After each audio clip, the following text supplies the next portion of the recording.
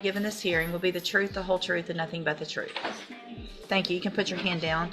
And Ms. Tibbitz, excuse me. This is where things get serious.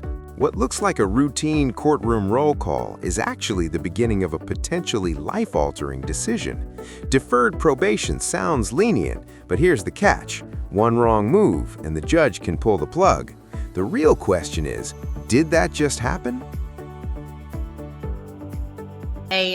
In cause number 18-28754, I have a motion to revoke your unadjudicated probation. Shows that you were placed on probation October 29th of 2018 for the offense of aggravated robbery, a first-degree felony, and that was a 10-year deferred probation. Is that correct? And then in cause number 18-28753, I also have a motion to revoke your unadjudicated probation. It shows you were placed on probation October 29th of 2018 for aggravated robbery, a first-degree felony. Again, that was a 10-year deferred probation. Is that correct? Each of these motions allege that you violated. Let's pause here, because deferred adjudication is a legal tightrope. She hasn't been convicted yet. The court has essentially hit pause on guilt, saying follow the rules for 10 years and you walk away clean. But violate even one condition and that pause button disappears.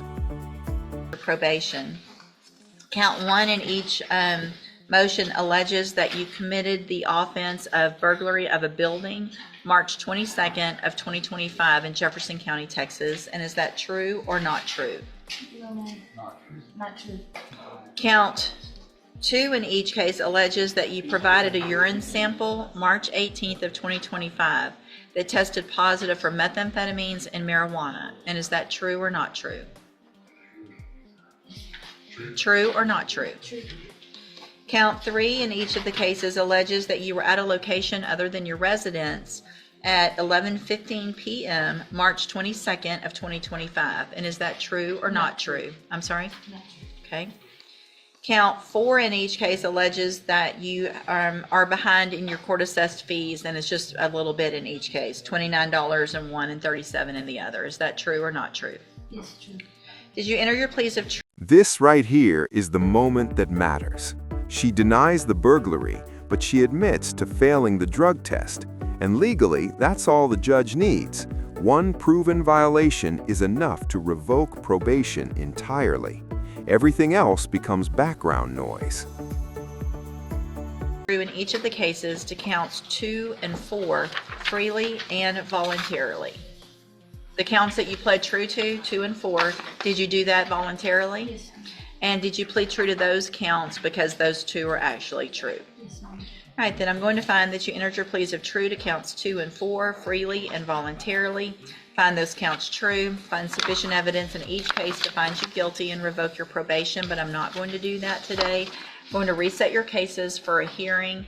The state on that date, if they want, can put on evidence with regard to any other allegations, and anything that you think is important for me to know, get that information to Mr. Kimler. He will present it to me on your behalf when we come back. I'll also get probation to do an updated report as well. All right? Notice what the judge just did. This is classic courtroom chess. She finds enough evidence to revoke probation, but chooses not to, at least not yet. Instead, she resets the hearing. Translation, you're not safe, but you're not finished either. You can go back with the bailiff. Your Honor, if I may, this is deferred. I think the court has set bonds in the cases. They're relatively high. I believe they're. Do you want to file a motion for some, if I've already had a hearing with another attorney, I don't, unless there's some change of circumstances, I don't, we're not going to do that today for sure. But I would need some change of circumstance if I've already had a hearing. When the reset is, can we get a speedy reset? Or how long? You're going to get the same reset on a motion that we get so that everybody can get prepared and so that that updated report can get taken care of. I'll be out to see you.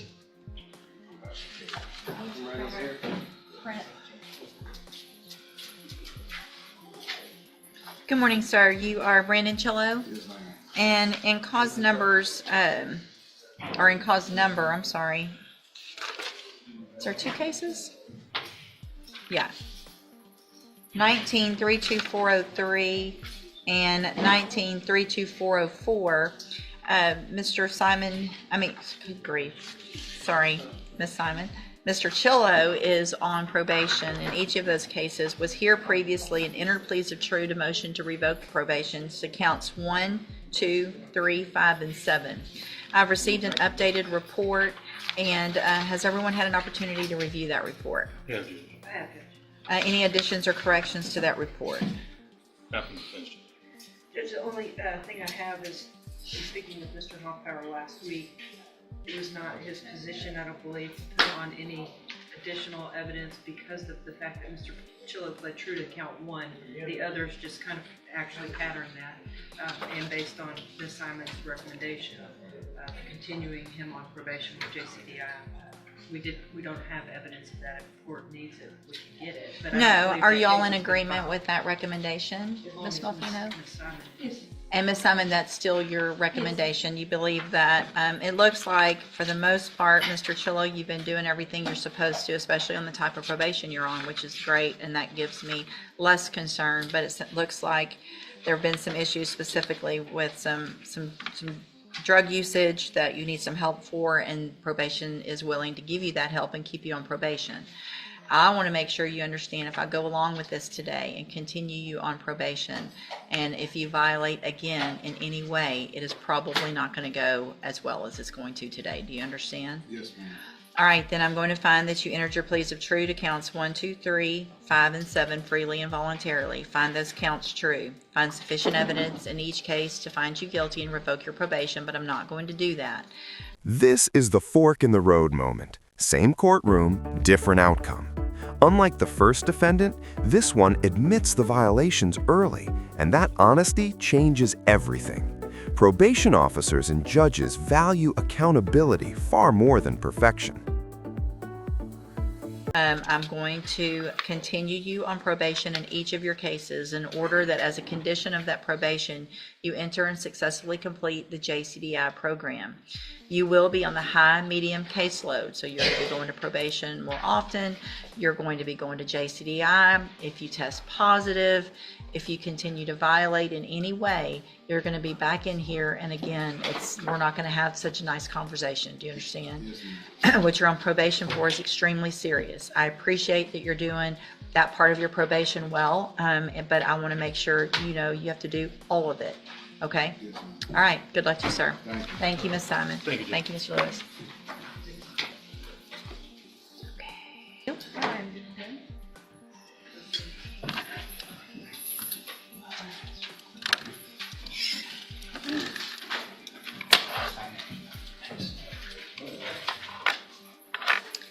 And so we're going on all of the, Just paragraphs 1 and 2, Judge, we're increasing it to a second degree felony for the range of punishment. okay.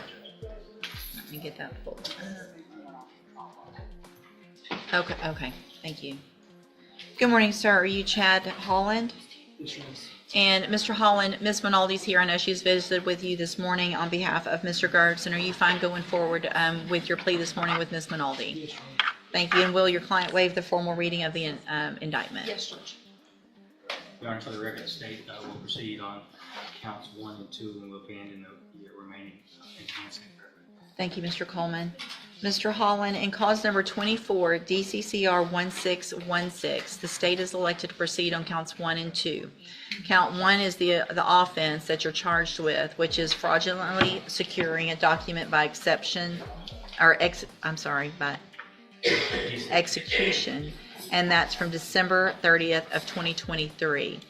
Count 2 alleges you were previously convicted of burglary of a habitation March 15th of 2004.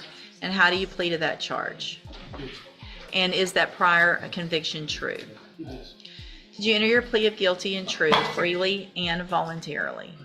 And because you actually did what they charged you with? I have here on the computer some documents that have your signature on them that the state's marked as exhibit number 1. Before you signed these, did you go over them with Ms. Minaldi? And do you fully understand them? And do you understand, if I follow the agreement that you've made with the district attorney, that you will be waiving or giving up any right to appeal? Also, do you understand, if you're not a U.S. citizen, that a plea of guilty or no contest may result in your deportation, exclusion from admission to the country, or denial of naturalization under federal law? State tenders number 1. No, Judge. It's admitted. Is there any evidence that Mr. Holland is not competent? No, Your Honor. All right, sir, I'm going to find that you entered your plea of guilty and true freely and voluntarily. Find that you're mentally competent and you understand the nature and the consequences of that plea. Find sufficient evidence to find you guilty, and at this time find you guilty of fraudulently securing documents by execution. Also find that prior offense true. Sentence you in accordance with your agreement to a term of 15 years in the Institutional Division of the Texas Department of Corrections. You will receive credit on that sentence for any time that you've been in custody that the law gives you the right to receive. I have handed you the trial court certification that shows this was an agreement that I followed, and so you've waived your right to appeal. I have also handed you a written admonishment regarding your ineligibility to possess a firearm or ammunition. Because of the judgment entered against you, you're ineligible. And here's the harsh contrast. No probation, no reset, no second chance. A prior felony enhancement turns what looks like paperwork fraud into a 15-year sentence. Law to possess a firearm or ammunition. Possession of a firearm or ammunition could lead to charges against you. Firearm is a legal term, and you should read the written admonishment I provide you to see what devices qualify as a firearm. If you have questions about the laws that make you ineligible to possess a firearm or ammunition, or about how long that lasts, you can talk to Miss Minaldi or Mr. Gertz. Do you have your discovery certification? She gave it to me. I'm sorry. Okay. All right. Good luck to you, sir. You can go back with the bailiff. Today's hearing showed how real court decisions affect real people. One defendant fought to stay free. Another was given help to fix his life, and the last received a long prison sentence. The judge balanced rules with second chances, but not everyone walked away the same. If you enjoy true courtroom stories explained in simple, clear words, you're in the right place. Don't forget to like, share, and subscribe to Law Now. Today's hearing showed how real court decisions affect real people. One defendant fought to stay free. Another was given help to turn his life around. And the last received a long prison sentence.